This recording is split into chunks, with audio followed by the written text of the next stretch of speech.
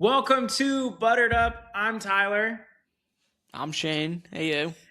And today we got a whole bunch of stuff to talk to you guys about. We're talking lanterns. We're talking the end of Oak Street. But does the street really end? We'll get into it. And we'll also be talking the big news, the big announcement from D23. I think they announced something about some Marvel movie. I don't know if we really care. Something like that. Just kidding. We're going to talk X-Men. We're going to talk Coco 2. Maybe. No, probably not. No. But we but we're gonna talk some stuff from D23. But yeah, Shane, what are you excited to talk about today? I'm excited to talk about obviously the X-Men casting. I'm excited to talk about some of the D23 examples that they released. Some of them I'm not excited about. And then I'm actually really excited to talk about End of Oak Street. I think that'll be a fun conversation. And then Lanterns, too. Lanterns is catching some people by surprise. I think we were both surprised by the first episode of Lanterns. Yeah, let's get into it. Let's talk about it right now. Let's get into it. So, Lanterns, if you don't know what it is, I don't know how you don't know what it is. Actually, I'm not that surprised considering it feels like DC has done zero marketing and zero push for this show. But it follows Green Lantern, not Guy Gardner, but Hal Jordan. Hal Jordan, yes. Kyle Chandler as Hal Jordan. We start off with a young Aaron Pierre, a young, what's his character name? John Stewart. I think everyone's... Is John Stewart the most popular version of Green Lantern? Or is it Hal Jordan? I don't know. I'm actually not a big Green Lantern guy, to be honest with you. I don't know. My extent of Green Lantern knowledge is Ryan Reynolds. No, that's fair. That's fair. I'm LARPing right now. So we have Kyle Chandler playing Hal Jordan. We have Aaron Pierre playing John Stewart. We start off with a young John Stewart idolizing Hal Jordan. Hal Jordan at the time, I think when this all starts in the beginning of the episode, is the first superhero in the DC universe. This does take place in the DCU proper, so this is the same universe as Guy Gardner Green Lantern. We'll talk about how he fits into all this. Same universe as Superman and Supergirl and Lex Luthor. We're only in one episode, so it hasn't really touched on any of those things yet, but I'm sure that it will. We time jump just a little bit forward for those of you that have not seen the episode yet, and now we have an adult John Stewart, and he's training under older Hal Jordan. Shane, thoughts on the first episode? I liked parts of it a lot. I didn't love everything about it, but I really did. Like, there were some points where I was like, wow, they have something here. You know, they're cooking. The gun is not jammed. But no, I was pleasantly surprised. I didn't even know when it came out because there's like zero marketing for it. No one's talking about it until it came out. It's like a word of mouth kind of situation where it's like it did well and people were like, oh my God, now we have to watch it. Because when it came out, it was actually number 4 on HBO. And then like almost a week later, now it's 1 on HBO. So it's weird that like the word of mouth really like kicked it in the ass to get it up there, which is cool. Good props for them. No, it is cool. And I think anytime you have a DC or Marvel television project, whether it's promoted well or not, it's going to get conversation started. I mean, I don't remember if the Penguin had any real marketing around it before it came out. That's true. But I mean, it took the TV and superhero world by storm very quickly. The Penguin had motion. It had motion. Yeah.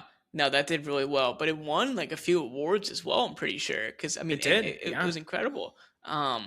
Do I think that this show will be as good as Penguin? Nah. Yes. We're only one. Oh, what the hell? Interesting. We're only one episode in, and obviously I'm speculating here. I don't know how good it'll be, but based off one episode, I don't think it'll be as good as Penguin. Tyler seems to think See, differently though. What do you why do you think that? well, I do because I really like the combination of Men in Black and True Detective, because that's really what this is, right? If you've seen Mm-hmm. True Detective, especially the first season with Matthew McConaughey and his twin Woody brother, Harrelson? Woody Harrelson. Sorry, we record these things late, and sometimes our brains are jello. If you've seen True Detective with Matthew McConaughey and Woody Harrelson, it's very similar to that. And it's also kind of got a little bit of Men in Black, not just because casting, but also just in the dynamic and what they're actually doing. And for me, these true crime shows and movies tend to pull me in a little bit more than the mafia stuff does. I agree. I don't feel like this is like a true crime show yet. Like I don't really feel the detective vibe yet. I think after what we see at the end of this episode, maybe we'll start going a little bit more in that direction, but like initial impressions, I'm not getting that vibe immediately. Um Somewhat in some scenes, yeah, but like not we're gonna talk spoilers now because I Yeah. can't talk around it anymore. Spoilers. If you haven't seen Lanterns, go see it. Come back, and we'll talk about it weekly with you guys. So just keep watching with us.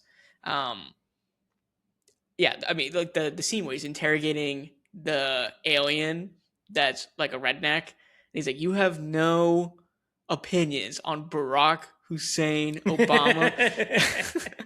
It's great. Like it's really, really good writing. And Yeah. the scene, like that was one of the few times that I can remember in like recent television moments that I like sat up and I was like, oh, like wow, like this, like what is happening? Like, is this guy really an alien? Like, what is going on?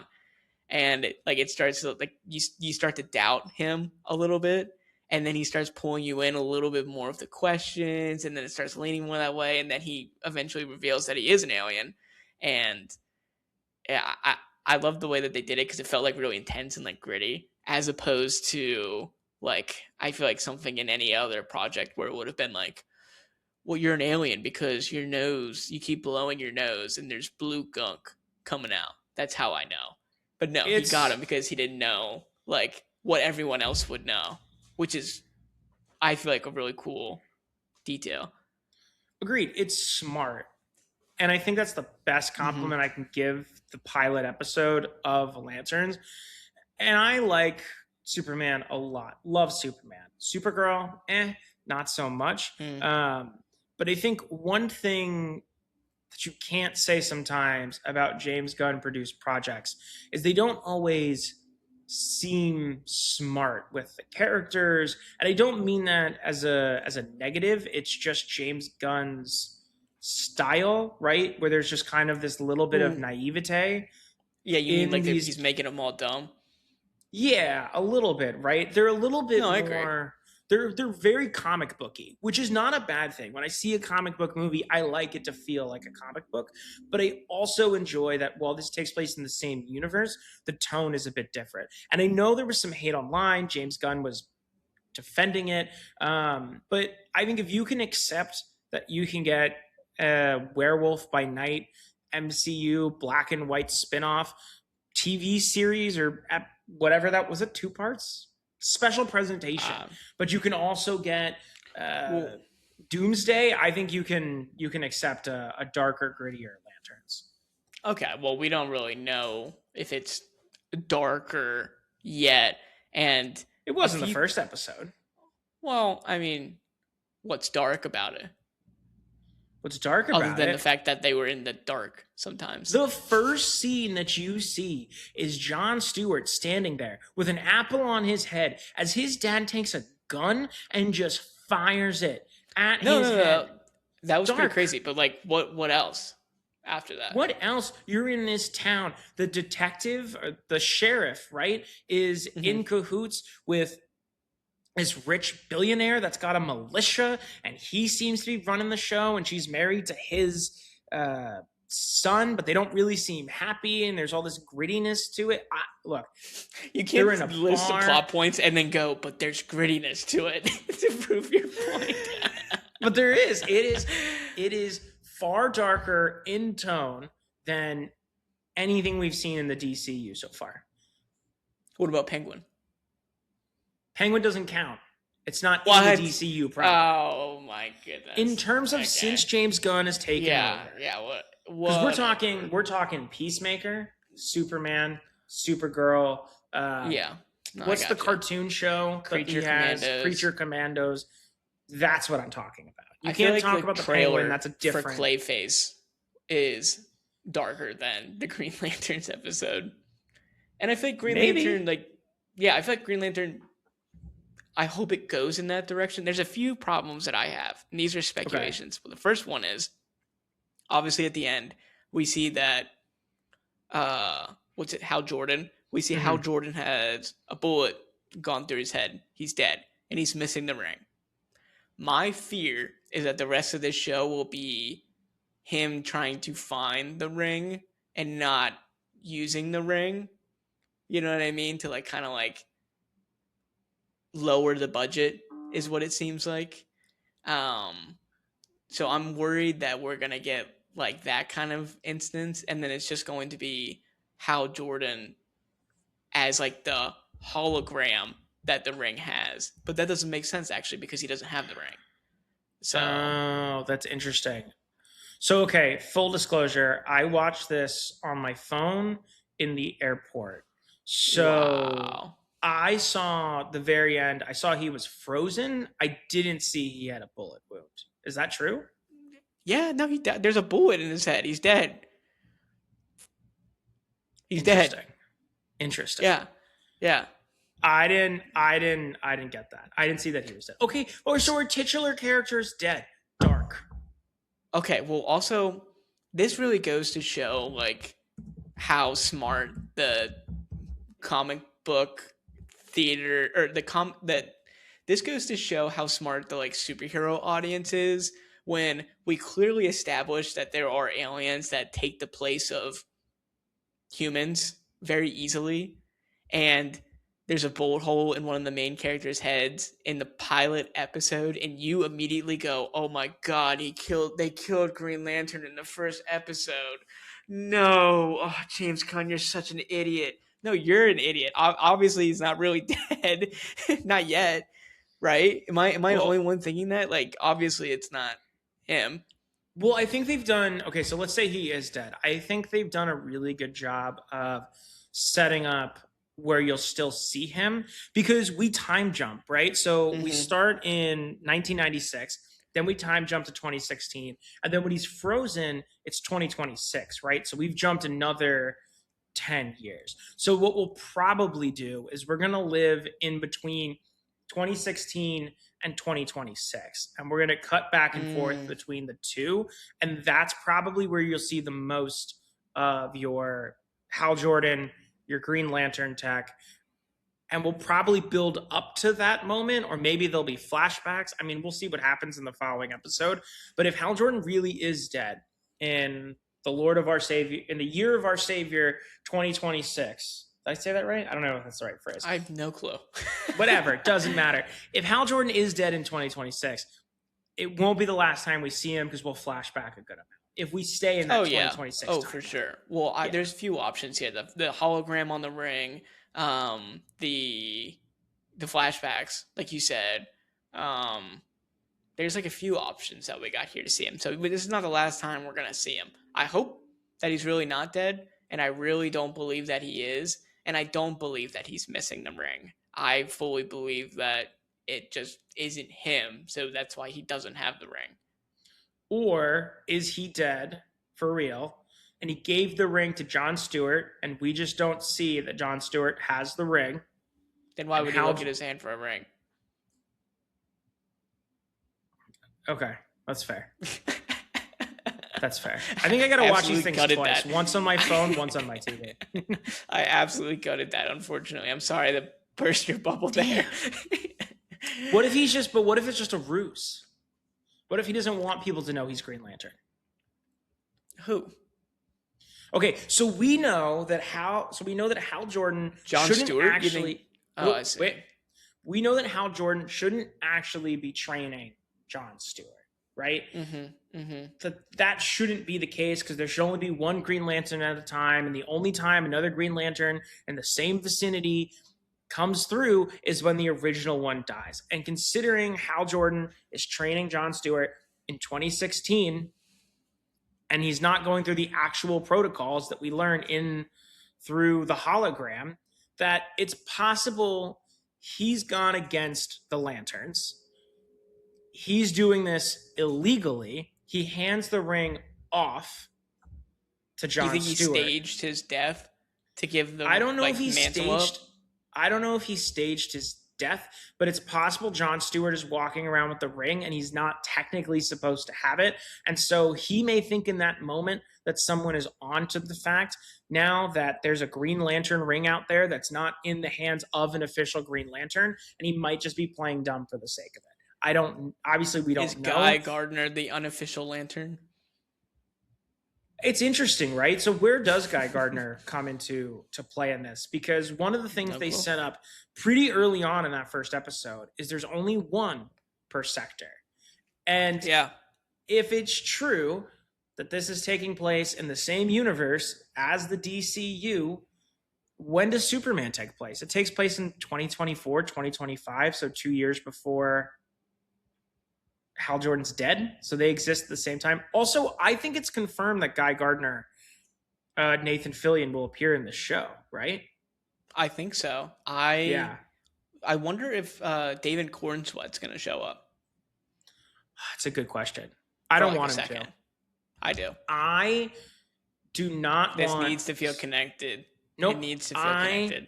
I think you connect it through Guy Gardner and maybe Hawk Girl or some other character, but I do not want David Cornsweet, Superman, or Lex Luthor, or Lois Lane. I do not want them in this show. I want it to be able to breathe and stand alone. Anti-fun. You're the big toy box bashing things together guy, and you don't want to see Superman say hi? Look, I love taking two toys and just going bang, bang, bang, bang, bang. Who doesn't? But I think with how this episode started, with the tone that it is trying to create, I think taking some of these characters and bringing them in season 1 is a mistake. I think one of the things that made Peacemaker season 1 thrive so well was that it did stand alone. And we didn't get the Justice League until the very end. Look how that turned out. Peacemaker season 1 turned out great. Season 2. No, I meant I meant the Justice League. Well, okay, yeah, they retconned that a little bit anyways, but you know what I'm saying? Like, I think part of the reason why Peacemaker was such a success is because it was able to stand alone and breathe, and it didn't need a Superman appearing until that post-credit scene or the last scene. I don't remember. You're stepping in. Yeah, I gotcha. Yeah, no, it'll be exciting to see. I guess like where it goes. Let's do it. Let's you want to rate the first episode like how we usually do? I feel like that'd be interesting. Yeah, let's do it. Okay, give me a second. I'm processing. Oh, I have my processing. Number. I'm ready to go. Okay, all right. I'm ready. Okay, I'm ready. Count down. Okay, 3. Oh wait, this is our ranking for Green Lanterns season 1, episode 1. All right, 3, 2, 1. 9.3. 9.3. Loved it. Absolutely loved it. It is one of the best pilot episodes I have seen in a long time. What? As someone who that's bonkers, dude. That's crazy. Someone who suffers with severe brain rot. Okay, severe brain rot. Yeah, that's true. This captured my attention like that in a snap. I was hooked. You see, the only part where I was like, my teeth were sunk in was the interrogation scene. That was not it. The dad putting it literally starts with one of the most dramatic openings I've seen in a TV show. He's watching Green Lantern. You're getting to see Hal Jordan. The brother's like, turn it off, turn it off, turn it off. You're going to piss off Dad. He's like, no, let me watch. Dad comes home. He says, are you afraid? Get outside. Put this apple on your head. And he shoots. And you're fairly positive the kid's going to live. But for a second, you're like, holy cow, this is insane. No, I don't think the main character is going to die in the first 3 seconds. Personally, so that's why I didn't. But it was anything. Intense. I think it was intense because I was unsure of what the dad was capable of, and then when I saw what the scene turned into, I was like, okay. I thought it was really, really interesting that he was doing it to kind of like breed him and portray train him to be the next Lantern. That was what was really interesting to me and kind of hooked me in. Not like the severity of the situation, but more so the dad's impact on his life and why is it him and not the other brothers. I want to explore a little bit more of that relationship. Like, why did he choose him instead of the other brothers? Definitely will as the show goes on. It would be interesting to see if like they all flinched at the gunshots and he was the only one that didn't, and that's why they kept doing it. Oh, do you think? Like, okay, we saw 3 brothers. Do you think there was a 4th brother? Oh, the dad pulled the gun out. He cocked it, and that 4th brother flinched and died from the bullet wound. Because when he flinched into the bullet instead of away from the bullet. It'd be dark. Be messed up. Yeah, I don't. But that could explain why the other kids were so terrified. I feel like the other kids maybe were just so terrified because they have guns shot at them every other night. You know what I mean? Yeah, that's a good. Your theory is a good theory, though. I would struggle with that though because I would need to know all of the logistics on how he would get away with something like that. Who knows? People do messed up things all the time and get away with it. He's wearing a military uniform. We don't know where he ranks in the military. I think it makes sense if it was in like the 90s, like, which would make sense. So yeah. But I don't know. We'll see what happens there. But that's interesting that you rated it so high. That's the highest you've ever rated anything on this podcast. Is the Green Lantern's pilot. No, that can't be true. Is that true? It is true. Yes, it is true. We haven't watched a lot of good things on this podcast yet, though. Well, whose fault is that? The cinema release schedule. I was gonna blame you. Yeah, I don't know why. Do you think the Green Lantern's pilot was better than Spider-Man Brand New Day? Yes. Dude, you're But God. Also you make me so angry, Tyler. Jeez. But okay, also let me just put this out. I rate things differently based on what it is. So a Lantern's TV show is different than a big blockbuster movie.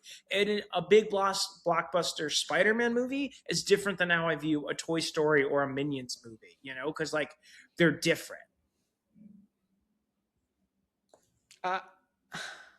Yeah, I see what you're saying. When I rate it comparison to everything that's happening for me. Yeah, my ratings are individual and stand alone unless I've said that they are in conjunction with something else. Right now, I'm watching a show on... Well, no, this pertains to your point. So right now, I'm watching a show on Netflix. I believe it's a Korean show called Bloodhounds. It's about like a guy that's a boxer. Mm-hmm. That pilot episode of just that random Korean show, Bloodhounds, I would rate higher than Green Lanterns or Lanterns season 1. Personally, well, I haven't seen it. That's no I'm just saying, like, I'm just trying to like conceptualize like the ratings of just like everything that I watch all at once. But we'll talk about it more next week. Tyler was experimenting with the idea of maybe releasing an episode, like a small little Lanterns episode each week. It's possible. It's very possible. We might do that. I think that's a good idea. So if you want to do that or want to listen to that, let us know. You probably won't comment, but I dare you to. Have we gotten... I don't think we've gotten a single comment, have we?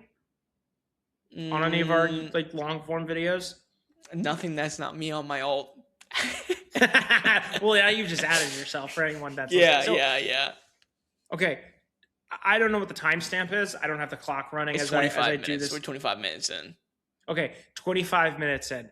If you have made it this far and you're hearing us talk about the fact that there are 0 comments on any videos, be the first. This is a huge momentous moment for you. If you comment right now, if you act right now, and you're the first person to comment ever, when we're mega famous, you will have that.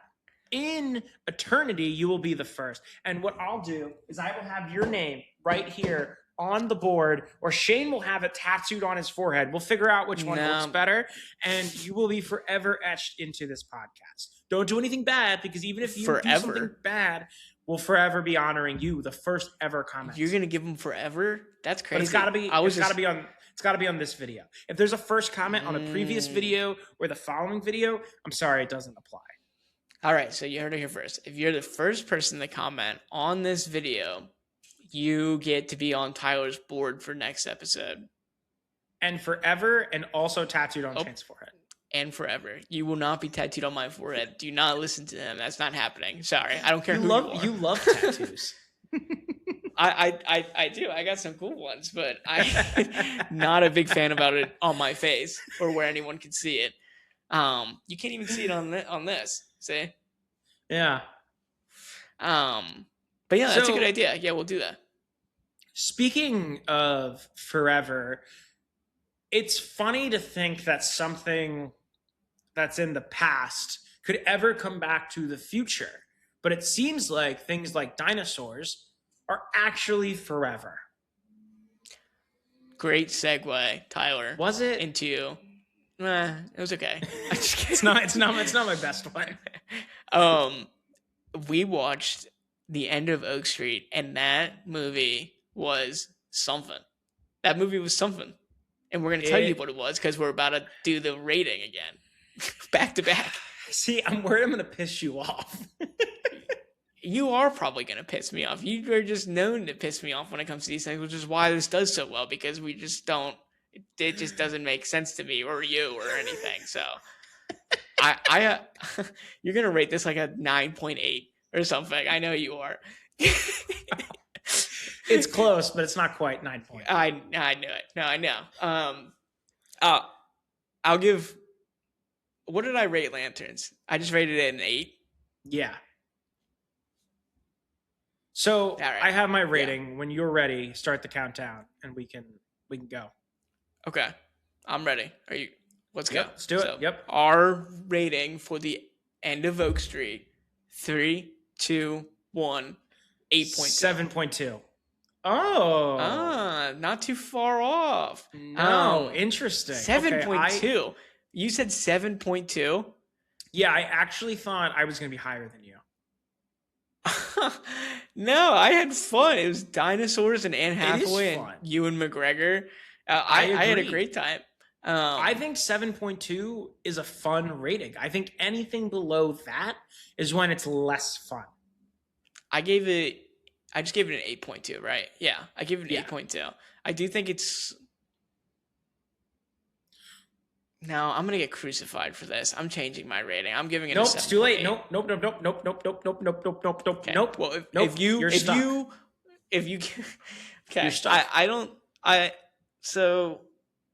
oh God. You can't go back. It's an 8.2. I said 7.2. Right. You said 8.2. I'll live with an 8.2 Sure. I can do It's that. not a bad rating. I could see how you got there. It's a fun movie. It's got flaws.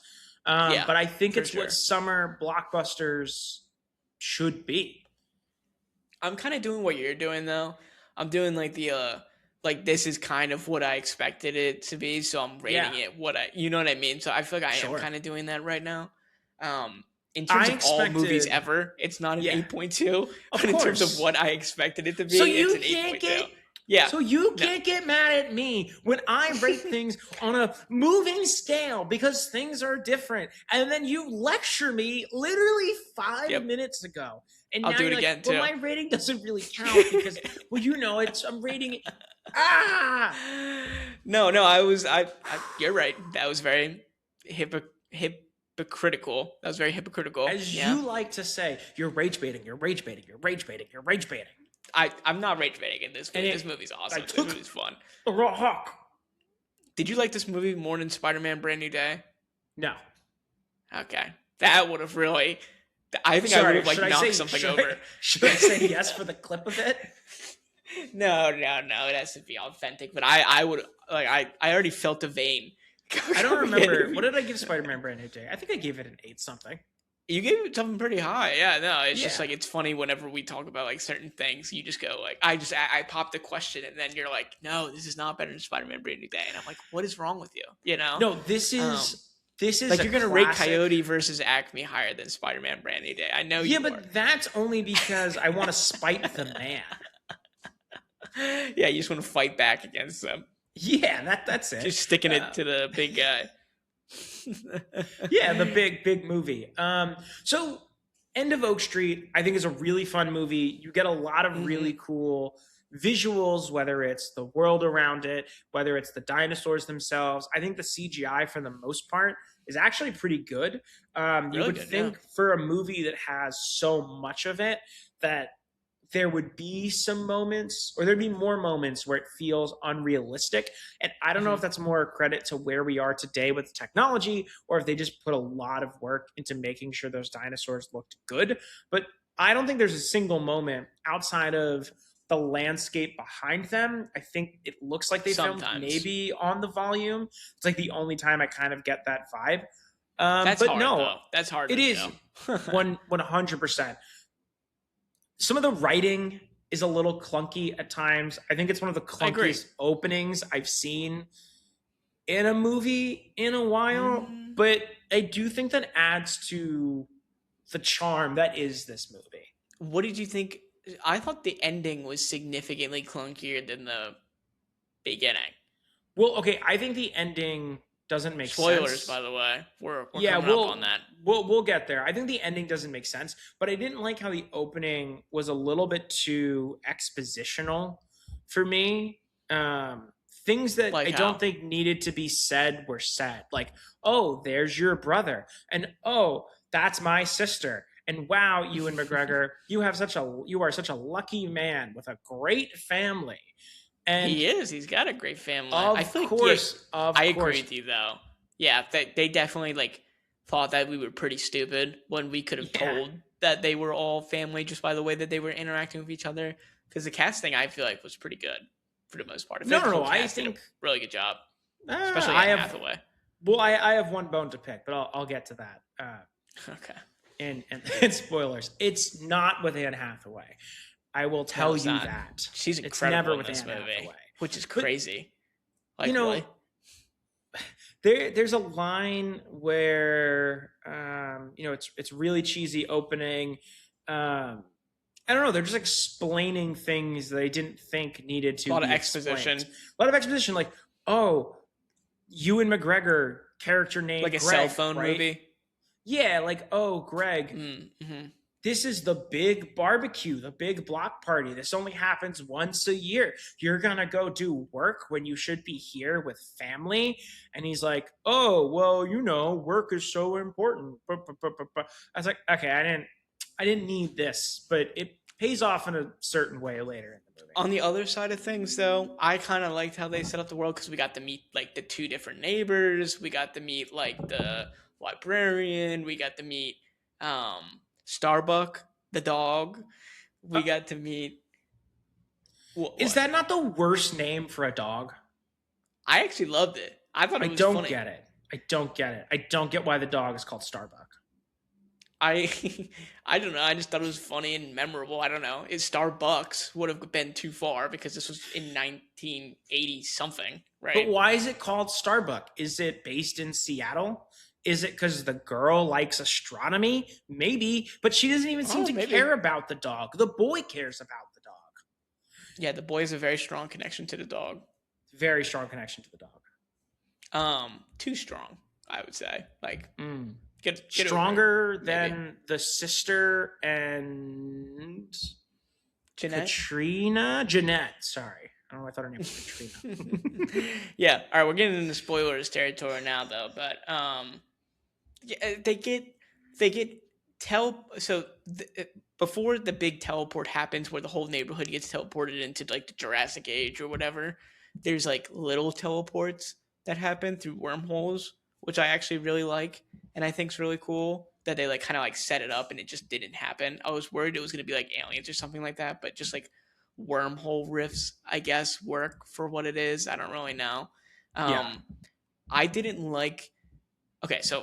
One of my favorite scenes in the movie is when there's four of them and they're sitting in like a diamond formation and they're doing blocking shots. So it's a really close shot of one of the characters, and then the other character that's speaking is in the other side of the scene, and they keep doing that between all four of them when they're Yeah. talking, and it's super interesting and a really well shot sequence. I didn't like what they were talking about in that sequence though, because they were like, "Oh, I just read a book, wormholes. That's what it is." And then they're all like, "Yeah, that's right." And it was that. Here's my argument against that. I didn't mind that the daughter is kind of this like astronomer nerd. I don't like when I feel like they only did that for that to make sense, though, is what I was getting. For sure. But I like that none of them were like a scientist. And I enjoyed Like that the Ewan movie. McGregor. Yeah, I enjoyed that the movie wasn't, oh, how do we solve this? It was, how do we survive? Which I think is why the original Jurassic Park movies are kind of fun. Well, yes, they are scientists in that movie. Their goal is more to survive than it is to figure out why it happened.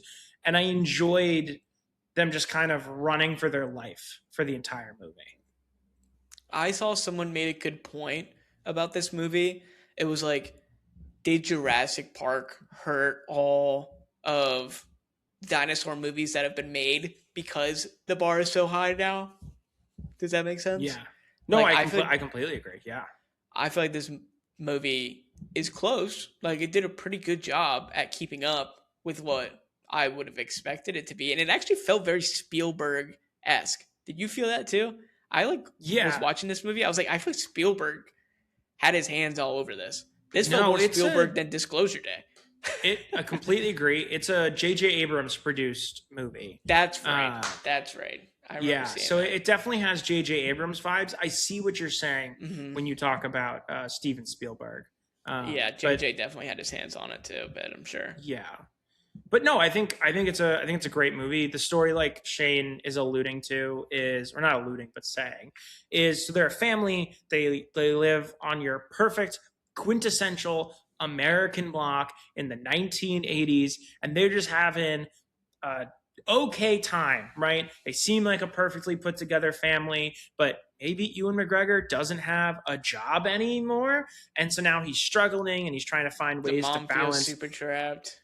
Yeah, it's how do you balance the marriage and the children and not having a job and not telling your wife, and your wife wants to leave you and you know that, and she's writing about you, and then boom, all of a sudden you're dropped off literally into dinosaur world and you got to figure out how to survive. And I thought that was really fun.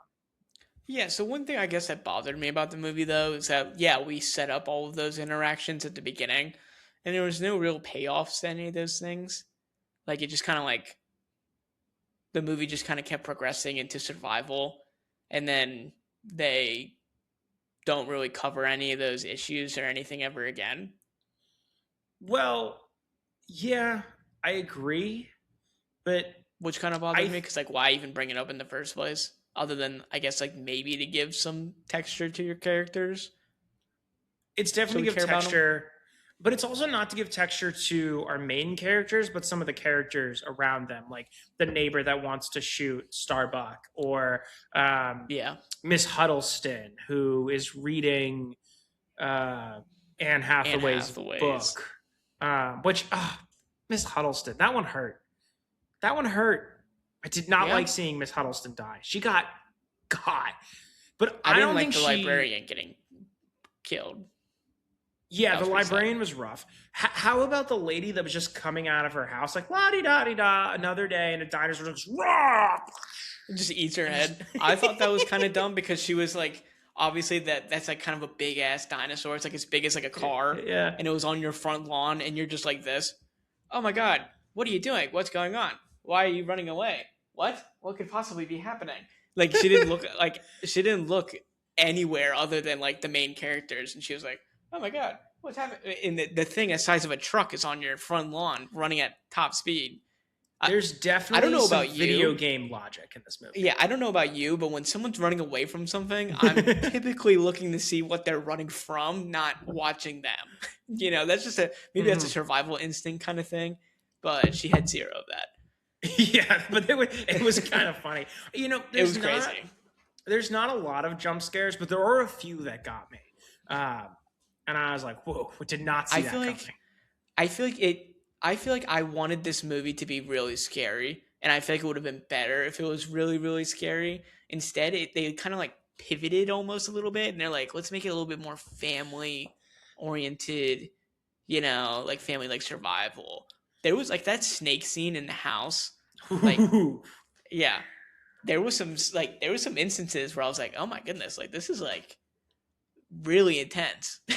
It reminded me a lot of Goosebumps. So if you liked Goosebumps as a kid, whether the show or the movies, yeah, I see that. It's very much that vibe. Sure. Yeah. Would you want to see an end of Oak Street 2? I think I would see it, but it would have to be at a time like now when there's nothing else out.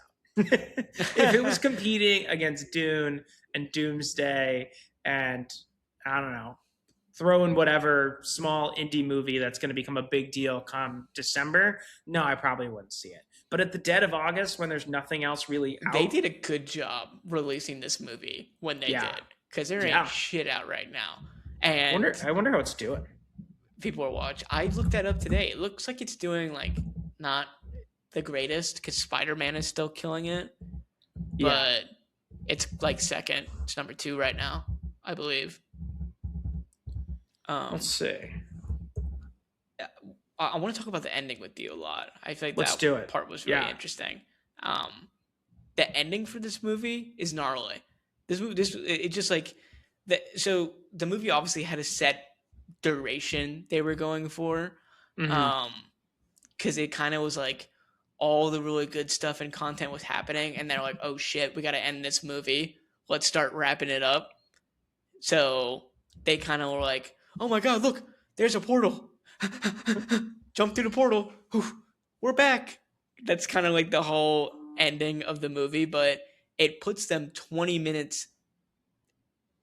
So it drops them off 20 minutes before when they get sent back in time. So they're sent back in time like 20 minutes before the time actually happens. So there's 2 copies of the families now. Well, not the whole family, because newsflash, Ewan McGregor gets eaten alive. And I don't know about you, but my theater lost it when he got eaten alive. They were all like, I think everyone in my theater, their jaws hit the floor and stayed there until the scene was over. We were shocked. So me and the 2 teenage girls that were sitting a row in front of me, that was it. That was my entire theater. My theater was full. I was shocked. I don't know. I couldn't see their reaction, but I can tell you my jaw was on the floor. I didn't see that coming at all. When he had his leg bitten off, I was like, oh man, that's going to be fun to watch him just hobble around for the rest of the movie. I thought so too. I was like, that'll be fun. Nope. He's gone less than 5 seconds later. I know. I was like, I thought the same thing. I was like, when he like hit the dinosaur with the sledgehammer and it fell down and like got knocked out for a second, I was like, okay, whatever, dude. I said the same thing. I was like, this is dumb. I was taking notes because it was an empty theater. So I didn't feel too bad about taking notes on my phone as the movie was going on. And I literally wrote like, how does this even work? He knocks it over. And then my next note is, I did not see Ewan getting eaten. That really got me. That shocked me, dude. Because like, I thought he was going to hit him in the leg and do some real damage in the leg. Because, I mean, that was a full-powered sledgehammer swing to, like, the bone of that dinosaur. I was like, oh, he's fucked. He's going to be, like, a cripple, and then they'll get away. But, no, he just, like, turned around, ripped his fucking leg off, and then threw him on the ground, and then we're like, oh my god, hurry up, get him out of there. But then he just eats him and just devours him. And Anne Hathaway gives like an Oscar-worthy performance on how her husband got eaten by a dinosaur. It's crazy. But do you know who didn't give an Oscar-worthy performance? That someone just died in front of them. Who? The daughter. She was not a good actress. I did not get any emotion from her at all. I think she was shocked. I think I wouldn't cry in that moment. I'd be like, what the? My dad just got eaten by a dinosaur. What? It was the whole movie. It was the only performance that I was like, I don't get it. The car scene where she's singing in the garage. That was really good. It was all right. That was really good. What? I didn't love the performance. The best car scene of the movie is when Anne Hathaway and Ewan McGregor are like, they're on the run. They're on the run. Oh no, look, there's a car and we're safe. And there's just a dead woman sitting in the front. They don't acknowledge it. They're just like, we're safe. Meanwhile, this woman's just dead in the front of this car. I mean, at that point, I would expect everyone in the neighborhood to be dead. So that wouldn't faze me too much either. It was a cool scene. I liked that scene because it really kind of gave you the weight of what's happening. I think what happens a lot of times in these types of more family-friendly movie is they're kind of afraid to push the boundary. It's almost like, not to bring up Spider-Man Brand New Day or really any Marvel movie, but all of this destruction happens around and everyone's just kind of like, okay. Like everyone still lives in New York when it's been blown up or like invaded like 7 times. It's been invaded 7 times. There doesn't really ever seem to be any like death toll or funerals. The most you kind of got of that was in Endgame, which is fine. I really but I kind of that. Yeah, I like that there was real consequences. I mean, well, agreed. There was. Imagine if you weren't one of the people that weren't in Anne Hathaway's circle. You died. You still died. Yeah. Yeah. Well, that's what we're talking. So at the ending, when they come back 20 minutes before, she only makes like a select amount of phone calls. And the phone calls are to the people that affected her during the journey. So the only the people that helped her in her journey of surviving in the other timeline, she called them in this new timeline. It was like, hey, you got to get the hell out of Dodge. Get out of there. Get out of there. I would have loved to see like 5 minutes of Anne Hathaway on the phone, like begging these people to leave out of this insane, crazy scenario. Like, what did she say? Did she lie about like an earthquake or tsunami or like a tornado or something to get them out? Or did she tell them the truth? Like, I would have loved to see that, but we didn't get to see that. They just kind of skipped over that. And she called the dad's pizza place to have the dad deliver the pizza, which raises the question, in the end of Oak Street, Anne Hathaway kills herself and her children and steals the husband. So that was my question. Husband. Yes, yeah, that happens. Yeah, and that was I my need question. an end of Oak Street too, so that I can see the repercussions of Anne Hathaway messing with the dinosaur timeline. I need like a dinosaur timekeeper to come and end of Oak Street too. She literally, but okay, so where it gets confusing is, okay, what happens then, right? So you have Anne Hathaway, the son and the daughter are just alone, and they're going to be like, they die. They fully have to die. Yeah, they're going to, right? So does that mean that they won't exist in the future? Does that not really matter? It seems like it's like the separate kind of thing. I get what you're saying though, because, well, the reason that doesn't happen is because Jeanette goes and saves Jeanette. So there's 2 Jeanettes.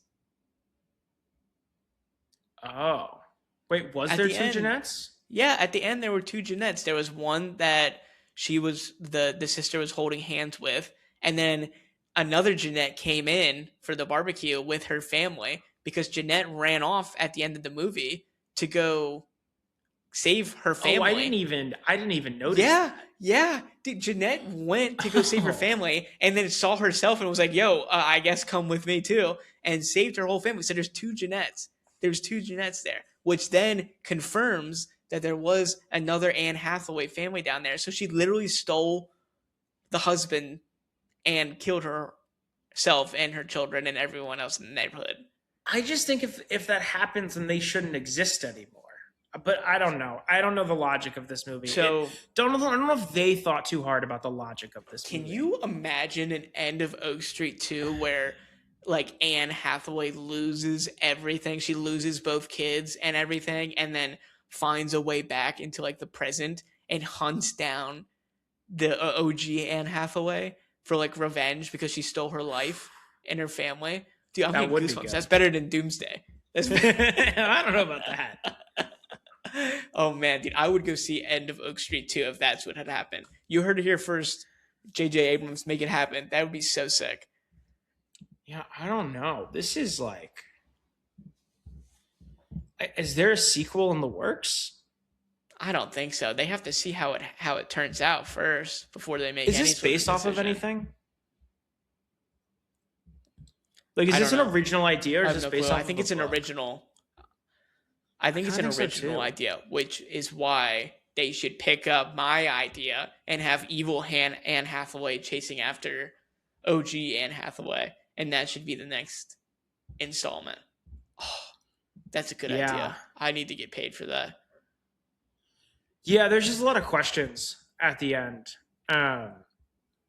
Like, what other questions you got? Well, no, it's just like what you're saying, right? Like, what happened to the original Anne Hathaway's son and daughter? We assume they die, but now they have a different path in the house. What are their reactions when they're like, "Oh my God, Dad abandoned us"? I personally, as a kid, wouldn't be able to connect with that father in the same way. You know what I mean? Like, and I feel like the father would be maybe not like as included in the family, and that would be really interesting to explore in a second one too, that like he feels like he's not as close as them as like the mom Anne Hathaway is with the kids because they all went through this traumatic event together and he wasn't really included. I would love to see like them dive a little bit deeper into that that relationship as well. God, dude, a second End of Oak Street would be so much better than the first one. Now that I'm talking about it, right?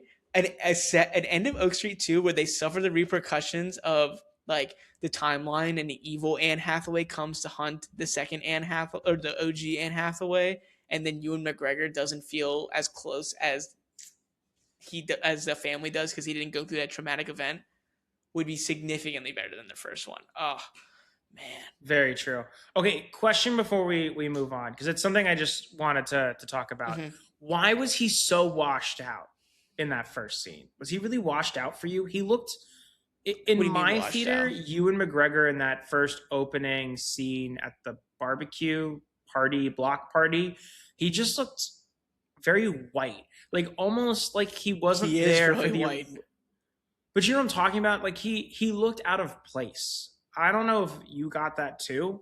It was just one of the things that stuck out to me in my theater, where he looked like he was added in digitally after, and everyone else was filmed on site that day. Yeah, I don't know. That's just something I noticed when I was watching. No, I didn't. It's interesting. Maybe other people did. No, I didn't notice that at all. Yeah. And then, what do you think of his accent? He does an okay American accent.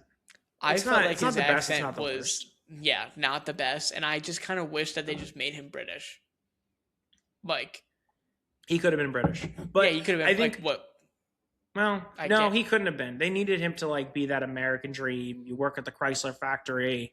Oh no, you're laid off. Like, no, I think it works better. He's an American. Well. Yeah, I mean, there wasn't much depth to that anyway, but, so I don't think it would have mattered too much. Shane didn't want me to talk about it, but I'm going to. There are two dinos doing adult activities. It's kind of funny. Anne Hathaway takes a picture of Ewan McGregor, and I honestly think the movie would have ended better if Ewan McGregor was dead, and the last image she had of her husband to show the children was the two dinosaurs doing adult activities with her husband. Well, they showed the children. I guess like the children never did see it. That's true. No. Yeah, they have no idea.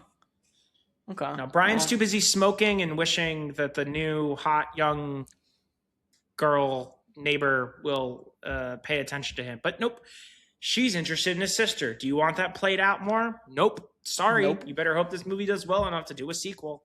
Maybe he can have the other one. she's got two chances with her now because if for some reason the relationship doesn't work with the first one, she can connect with the second Jeanette. That Jeanette, and whatever the name of the daughter thruple is going to be That would be funny. cinema history. That would be funny if they did that in like a second end of Oak Street. Let's talk about D23.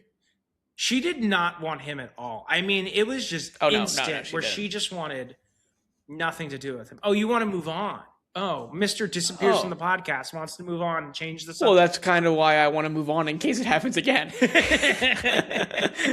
We've got some things to talk about before I get banished to the Shadow Realm again. Yeah, that's fair. Okay, so D23 happened. There were some big news, some big things. Oh, yeah. Obviously, we know X-Men was the largest sucker upper of the event, but there were some other really cool announcements as well. Frozen 3, Hexed, the Bluey movie. We got some new clips of Avengers Doomsday. We know Zootopia 3 is happening. We know a Tangled live action is happening. There's a movie called Clay. Well, we knew that those were happening. Hold on, let me finish. There's Star Wars Starfighter, Incredibles 3, Coco 2, Princess Diaries 3. Anne Hathaway has officially made a comeback. She's in every movie. You're getting a second live action Lilo and Stitch 2. Yes, it will be the exact same movie, just again, but live action. Exciting. Ice Age Boiling Point, Ahsoka Season 2, Oswald, which I'm very excited for. And I'm sure I missed something. There was a lot of announcements, but really, who the hell cares? You're going to see those movies, but the thing you really want to talk about is X-Men. And I know Shane has a lot of opinions, so I'll let him get started. So we posted a video reacting to the Indy Navarrete casting as Rogue. Who? Indy Navarrete. Who? Indy Navarrete. The obsession girl. You're making a mistake. Rogue is Kaylee Spaney. We all know that. Come on. I want it to be abundantly clear that I am excited to see Indy as Rogue. Okay, just because I posted the funny video and it got almost 1 million views, and it's not because I don't want to see Indy as Rogue. It's just because I was excited for Kaylee, and I feel like Indy would have been an incredible Mystique. So that's why I made that reaction, and people took it the wrong way. It was not hate towards Indy. I think Indy's going to do a great job. I would really like to see Rogue as like a Southern Belle type character. I'm worried that we're going to get Goth Rogue, and I don't really want that. I really want Southern Belle Rogue, so we'll see what they do with that. That'll be interesting to see what happens. I think you only get Goth Rogue if there's a Gambit, and I think given the age of this cast, I would find it really hard to believe that Channing Tatum is going to stick around as our Gambit. If Channing Tatum is the X-Men Gambit, I will wax my back. I will on camera, I will have Sydney pull out a giant thing of wax on my back if he's the X-Men, because that would feel better than watching Channing Tatum in that crew. That would be horrible. I would hate that. Can you imagine him pulling up with like all of those like serious like new actors, these up and coming kids, and he's like, "Woo, about to make a name for myself." You know, like that's so dumb. I would hate that. Oh my god. Yeah, I don't think it's going to happen. But I think to get a Goth Rogue, you need a Gambit and you need him to die. And I don't think they're going to do that this early on. So you'll probably get the Southern Belle version. Can Indy Navarrete do it? I have no idea, but dialect coaches exist, so she'll probably be fine. We'll see. She's very good at changing emotions and characters around that we saw in one movie, so hopefully she would do a good job in something like this. I'm excited. I'm excited to see Indy as Rogue. I think it'll be a good idea. Okay. Now, completely the other castings. Kit Connor as Cyclops. What do you think? I think it's a great choice. I haven't seen a lot of what he's in, but just from the look alone, I think he looks like a Cyclops. Far more than Hoffman.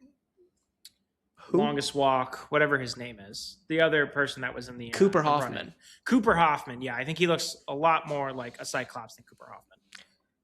Okay, I think if Cooper Hoffman like locked in, maybe he could be a really good Cyclops. But yeah, I agree. Like Kit Connors as Cyclops could be a really, really, really good casting, and I trust the Thunderbolts director. What's his name? Something. Jake Schreier. I don't remember.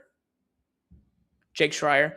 Okay, yeah. Kit Connor, I think, is going to do an incredible job because I trust Jake Schreier. Jake Schreier is going to point him in the right direction, and Kit Connor is going to do a great job as Cyclops. He's going to pull it off. I have full faith in him. I think he can do it. I think he could like step up and like take that leader mantle because he needs to be like that lighthouse of hope. He needs to be that guy. I think he could do it. I think he can. So I'm those two castings: Indy, Rogue, Kit, Cyclops, and then moving on, Emma Frost. What is Samara Weaving? Emma Frost is Samara Weaving. Amazing casting choice. I think that's fantastic. She's great. I agree. In the Ready or Not series, and she's been in other stuff too. But I think overall, she was in that, like, vampire one, right, or something like that. Yeah, you're right. Yeah. But yeah, overall, I'm a huge Samara Weaving fan. I think she's a great choice. I think we can both agree, or maybe you don't. I don't know where you stand, but I could not be more. Is grateful the right word? I'm going to go grateful that our Storm is going to be Maya Boyd and not Cynthia Erivo. Thank the heavens that Cynthia is not Storm. Thank the heavens. I would have taken my eyeballs out with spoons if Cynthia was Storm.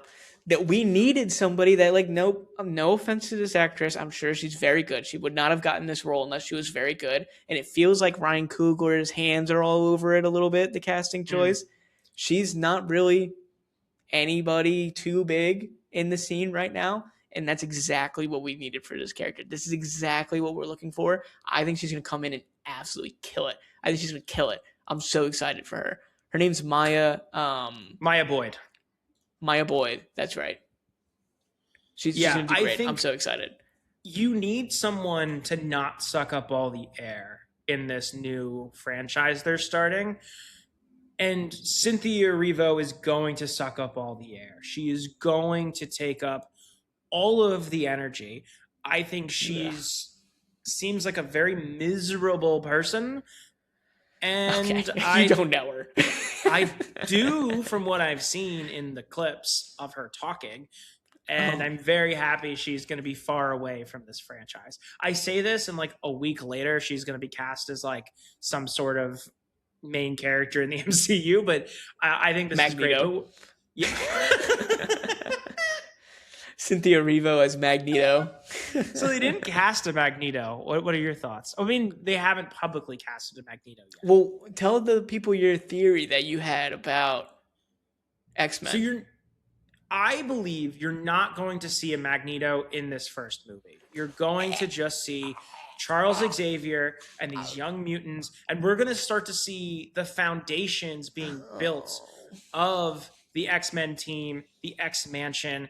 I think they're going to take the approach where the X-Men don't necessarily exist yet, and it's going to be one of those things where they end the movie in their comic book suits. Maybe you get a tease of Magneto at the end. Maybe you get a casting in a post-credit scene, or maybe you don't even get that, and you just get the helmet being forged as he's trying to avoid, the thoughts of Professor X getting into his head. But I think we have a very strong possibility that we won't see a Magneto in this first X-Men movie, and they'll save it for later. If there's no Magneto in this X-Men movie, I'm going to lose my mind. I need Magneto in X-Men movies because he's my favorite character, almost period, in superhero movie, genre. I love Magneto. I think he's such a faceted character.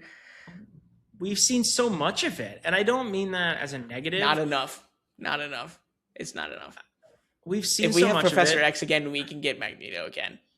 But you can't have an X-Men without Professor X. You can have X-Men You without can't have an Magneto X-Men for without one Magneto. singular movie. Nope, nope, nope. He needs to be there. He needs to be there. Not I in think the it's okay if he's expansion, but not he there. needs to be around. He needs to be around. Like he needs to like they need to like make a call to him. Or if there's any sort of threat, so any sort of big bad in this X-Men movie, Magneto needs to be around. I'm not saying he needs to be the big bad, but he needs to be around because his paws or his hands would be somewhere around it. Marvel is scared. I don't think they know what to do with Magneto yet. And they I heard they're thinking about probably, casting a female. Like they're yeah, thinking okay. about making it. No, I'm being dead serious. That was like a rumor that's been going around recently. You want to piss off the internet and the world? That's a great way to do it, but they're not going to do that. I would be okay with it if it was a really, really like I'm talking like cream of the crop casting. Like, would I want that? No, but I think that I I I don't know. I wouldn't. I would rather not. But Yeah, they're not going to do that. But I'd rather Professor X be a woman than Magneto. To be honest with you, no, we don't need any of them. We don't need if we're to doing gender any swap these switch swap, characters. yeah, if we're doing any swapping, it should be Professor X. No, Just we don't saying. need to gender swap any of these characters. The characters are good as is. But I just don't think you're going to get Magneto in this first movie. And I think one of the challenges with Magneto is the character is so tied to that surviving the Holocaust backstory. Mm-hmm. And the further we get away from that, the harder it's going to be to kind of tie that in together. And I know that's been the main discourse online of how do we bring in a Magneto with that backstory? Is it time travel? Is it going to be when Doomsday ends and the universes all come together and you just have a Magneto now from a different universe in the 616? Are they going to not erase the Holocaust, but are they going to erase the backstory for that character? Will it be a different genocide? They can't. It's tough, and I genuinely think Marvel doesn't know how to tell that story in today's. They're not good enough.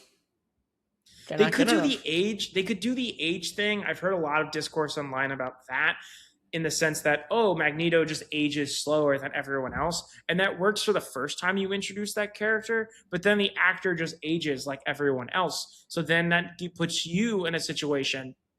You got to use CGI. You got to use makeup to keep them looking like they did in that first movie. I would rather them do like that aging nonsense than not have the Holocaust background. It's very important that he has that. I don't disagree. That background. So I really, really, really need to see that. I have heard of new like fan castings for Magneto that I actually agree with wholeheartedly. Lee Pace would be an incredible Magneto. He's like one of the few people that has that like level of royalty to his performances and like that ego to his performances that I feel like he could really, really pull that off. Like he could give a good portrayal of like X-Men 97 Magneto, I could where see he's that. like really diplomatic and really, really royal in his performances. I feel like that is something that I would love to see. Yeah. Some of you might be thinking to yourself, Lee Pace, didn't he die? He did not. That was an internet hoax that was going around, but Lee Pace is alive and well. When did that go around? I don't know. When you Google Lee Pace, the first thing that comes up is Lee Pace cause of death. In August 2026, rumors spread online that 47-year-old actor had passed away, but these were confirmed were by his representatives as a complete hoax. The false report originated from a Facebook page with a fabricated RIP message, which went viral on social media before being debunked. He's alive and well. Who does that? Why would you do that to Lee Pace? People do this all the time. How many times has Morgan Freeman died? That's true. Yeah. Okay, if he's too old, but if you wanted to switch things up, Morgan Freeman would make a great Magneto. No, he wouldn't. Morgan Freeman is my casting choice. He's not good enough, unfortunately. He's not good enough. He could be Magneto. Are you kidding me? Morgan Freeman's. You're rage baiting. I'm not. He's the same character in every movie, and I love Morgan Freeman. I think he's extremely talented. He's just Ian McKellen isn't the same character in every movie. What movies? Name more than 2 movies Ian McKellen's in. Lord of the Rings. Yeah, that's exactly what I'm talking about. There's like 8 of those movies. Okay, you're cheating. No, but yeah, I mean they're no, Gandalf is a significantly different character than Magneto. They're both. Now that you say that, and I'm thinking about it, you're so wrong. Dumbledore is not. That's not the same actor. No, it's not. But as a child, I couldn't process. As a child, I couldn't process that they were different people because they feel like the same character when you're a child. Christopher Abbott as Professor X. What do you think? I think it's good. I'm a very proud American, and I like when we cast Americans to play Americans, but I do kind of think Professor X should be British. What? I don't know. I like my Professor X to be British. They're not even British in the movies. They just pretend to be American. So what's the Patrick point Stewart of that? not doing a British accent? Is he doing an American accent in those movies? He's doing an American accent the whole time. Yeah. Oh. I guess he is. I guess you're right. And I guess so is my friend Ian McKellen. Ian McKellen does the same thing. He does an American accent. Ian McKellen's not British. Is he British? Yeah, he's Sir Ian McKellen. Is that true? Yeah, I'm pretty sure Sir Patrick Stewart and Sir Ian McKellen. Oh yeah, he is British. Yeah, no, who's everyone on the X-Men is effing British except for like Cyclops and Hugh Jackman. Who's James McAvoy? He's British. Okay, which proves my point. Professor X should be played by a British actor. It just feels like a British character. No, everyone else should be American. I want it to be a good actor. Honestly, yeah. I don't care. Just hide it well. Could Christopher Abbott be a good Professor X? I don't know. I have faith in Jake Schreier, which leads me to believe that he had a really, really, really good interview or performance. Like, what's it called? Audition. Yeah, he had a really, really good audition. So that kind of lets me have a little bit more faith in him, to be honest. It's hard, but this is what Marvel wanted. They wanted us to have no opinion. If they wanted you to have, you think we didn't have an opinion on Rogue? If everyone didn't love Indy, but they didn't, she wouldn't be Rogue. Right, but they are purposely choosing people outside of Adam Driver that have very small to no resumes because they don't want real discourse on the internet. If they had casted, let's just say Bryan Cranston. I think it's because they're cheap. It could be that, but I don't think so. I think they really wanted to break the bank for someone, let's just say hypothetically Bryan Cranston as Professor X, right? I'm not saying that's a good casting choice, but he's got a long resume. Too good of a choice. Right, but then you fall into this whole conversation of I couldn't picture him as this. He's not the right person. I would have wanted this. Whereas when you take people that have blank slates, it allows you to kind of mold the character around them, and you have less, I think, hateful discourse on the internet. They would have been fine with There's going to be hateful discourse no matter what. Even if the castings were perfect, there's still going to be hate. Yeah, but it's less. It's less when the person that you fan casted wasn't selected, but someone else's fan cast was selected. And one of the things that made Marvel so great in the beginning was, Robert Downey Jr. was a known name, but a lot of the other actors were not at the time of their castings. Chris Hemsworth wasn't a big name. Mark Ruffalo wasn't a big name. Scarlett Johansson was on the rise, but I don't think she was not nearly as big as she is now. Chris Pratt wasn't really. Chris Pratt wasn't. He was just Parks and Rec, Andy. That's really all. Jeremy Renner wasn't. Samuel L. Jackson, obviously, but that's one of however many in the Avengers. Mark Ruffalo Yeah, had, yeah. well, I don't really remember.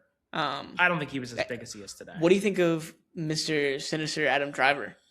I think it's fun. I like that we're getting a comic booky villain as the first villain of the X-Men. I like when my comic book movies Do you feel think like he's gonna comic be books. like the big bad of the first one, Yeah, or you think he's just gonna 100%. be like a pulling the strings kind of side guy? No, I think the thing about Mr. Sinister is someone is usually puppeting him, and I think it'll be Mm. fun to find out the reveal um, for that later. And it also sets us up pretty quickly to get to Cable. Yeah, yeah. I don't want that to be quick though. That they need to marinate in that for a while because we need the relationship between Cyclops and Jean to grow and flourish and things like Sure, that. but it sets the floor for it, which is And we exciting. just did that. We just did that storyline in X Men '97. There's a lot of storylines out there. Let's There look are, around a little bit. Yeah.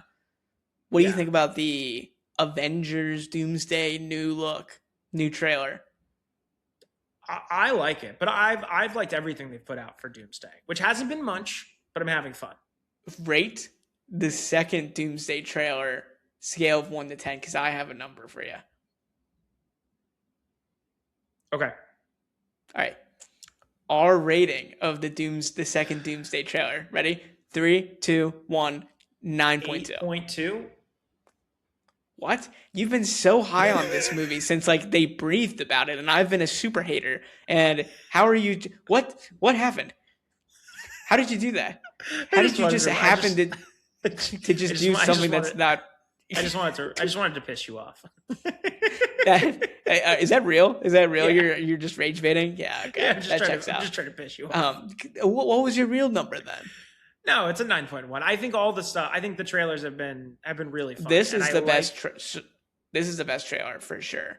I agree. I think the best part of Fantastic Four is Vanessa Kirby, and I like that she kind of starts us off in this trailer. I think that's great, especially because her relationship with Doctor Doom is going to be the most important part of Doomsday. The biggest problem about this that I have for Doomsday is that we don't have a lot of build up to Doom, and I feel like Pedro Pascal's performance in itself is leading me to believe that there's more Doom that's been around, even though that's not true. Like just his like, "Did you do this, Victor?" Like that line delivery alone, I was like, Well, "Oh, okay, I'm sold. This guy's been around for a while." no, definitely. I think he hasn't been around as a villain. He's been around in the Fantastic Four universe Yeah, yeah. as a companion of the Fantastic Four.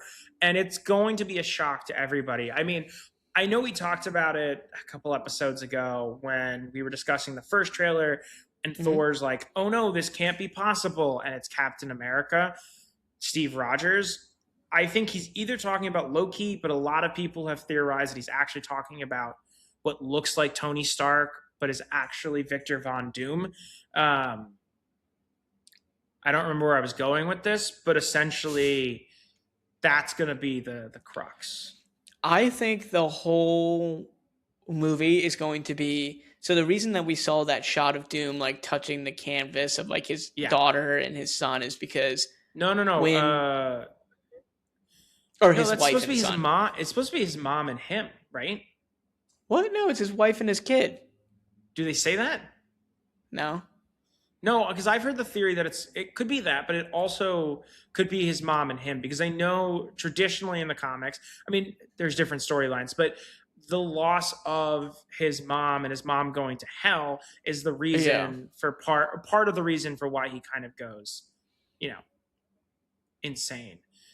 No, yeah, it could be that, but regardless, I feel like that whatever happened there is due to the consequences of our heroes' actions in the previous timelines and things like that, which would make sense on why they're re-releasing Endgame with additional scenes because we're going to see the repercussions of I can't wait. them traveling back in time, and Doom is now the only one picking up the pieces. So the Russo brothers did this with Thanos. They were like, well, he's kind of got a point. He's really just doing it for the right reasons. This is Thanos' movie. This is going to be Doom's movie, and Doom's doing it for what he believes is the right reasons. And then Yeah. I think this whole Doomsday movie, half of the movie is going to be Doom working with the Avengers and everybody, trying to figure out what happened and what's going on, and then like something happens where like Doom's like, no, we need to eliminate all of the timelines. There needs to be only one or something like that, something weird or funky like that, and then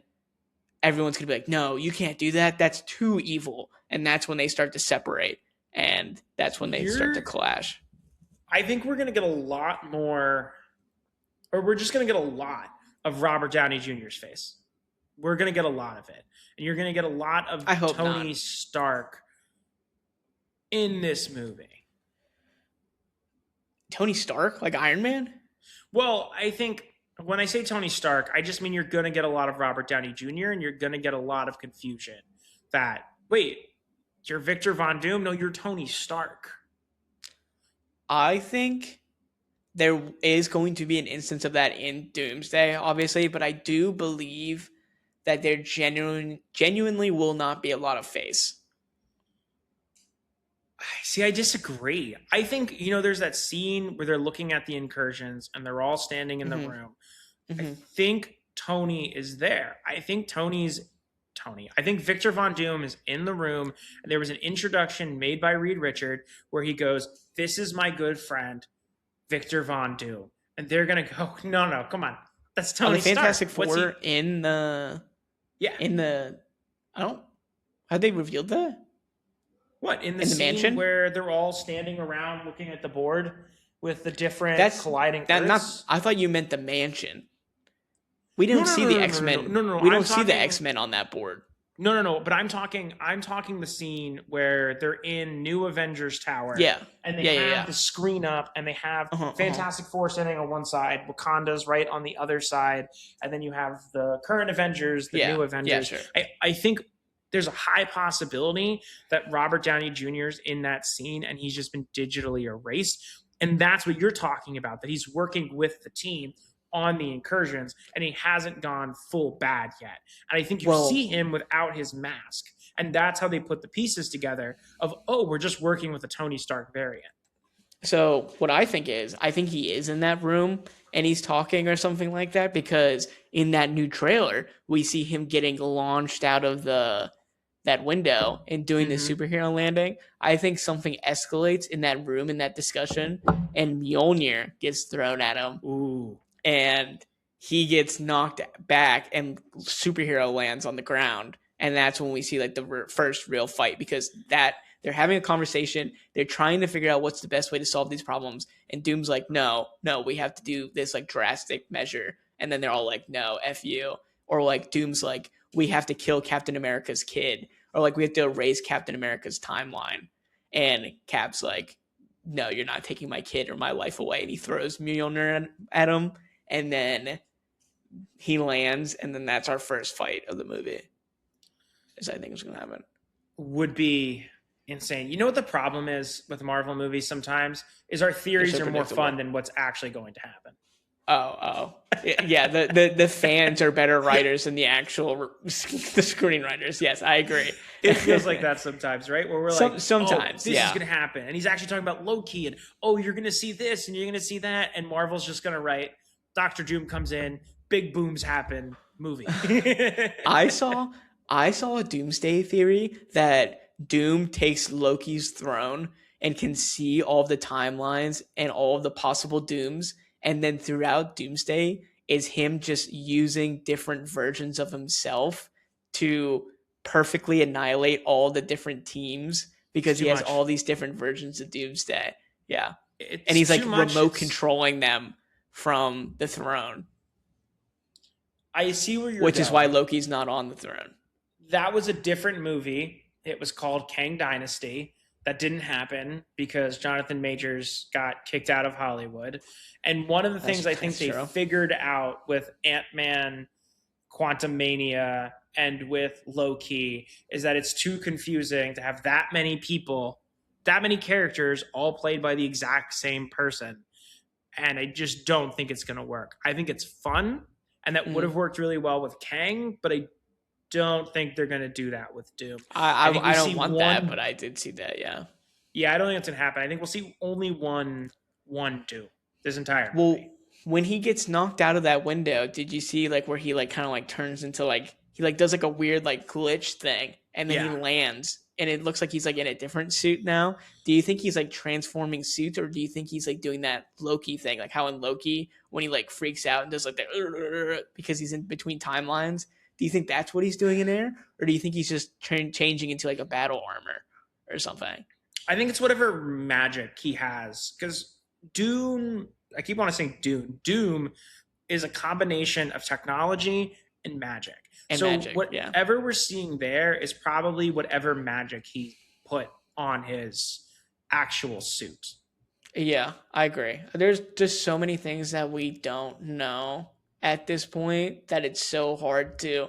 I will say though, the first trailer, the Doom voice was not working for me. The second trailer, the Doom voice was very much so working for me.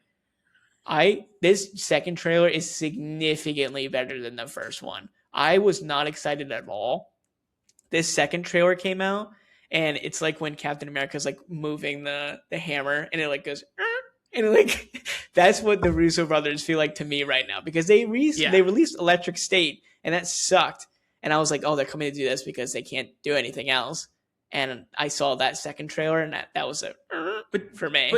But they know where their strong suit is. It's Marvel. It's Or playing farming. in that toy Yeah. box, you know. Yeah. So Yeah. no, it'll be exciting. It'll be fun to see what new things come out as we get closer. It'll be exciting to see if there's any more X-Men announcements before Doomsday, Magneto before and Beast. Secret Wars. And Beast, Mystique. I think if we don't get Magneto, we don't get Mystique in the first movie. I heard rumors that the castings for D23 for X-Men were the same day. Like they were signing the same day to make that happen. It's very so possible. Who knows who else they're casting right now behind the scenes. I feel like the conversations have kind of gone away because we got that initial like look, but I'm sure they're cooking a lot more behind the scenes still, which will be interesting to see how that develops. We'll see. If anything new comes out, it will be covered here on Buttered Up. That much I can guarantee. Yes, sir. Next week, Shane, what are we watching? Tony. We're watching Tony, the Anthony Bourdain, what's it called? Biopic. Yeah. I just love making biopics now. Yeah. Yeah, and it's his early years, so not the sad part at the end, I guess. But we'll see, and we'll have a review for you. We'll let you know how it is. Any news, any Marvel, any X-Men, any movie news in general that we think you'll find interesting, we'll talk about right here. Thank you for watching. Stay poppin'. We'll see you next week. See ya. Bye, everybody.